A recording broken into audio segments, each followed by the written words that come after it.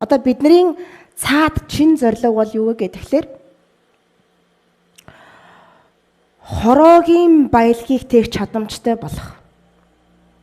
Хорвоо ертөнц, гэн оршихуй, бурхан, тэнгэр өөрийнхөө та нэрлэмэн үү? Өвгдээдэс.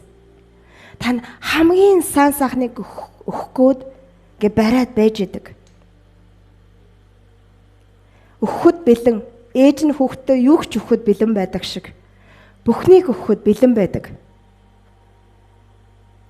Тэг хамгийн сайн сайхныг өгөх гэдэг.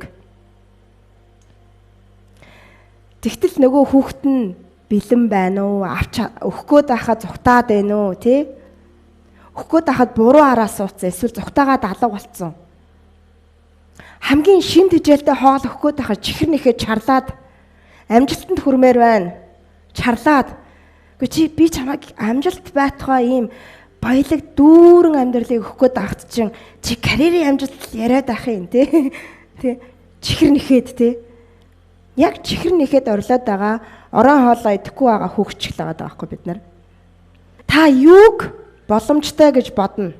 Юу амьдралдаа авахыг хүссэн тэрийгэ бод. Бүр хүсснээрээ бод. Юу ч байж болно. Тэр болгон танд байх боломжтой. Гол нь тэрийг та хүлээж авах тань сав байна уу? За яг нэг саваа бэлдээд хүлээгээд авчлаа.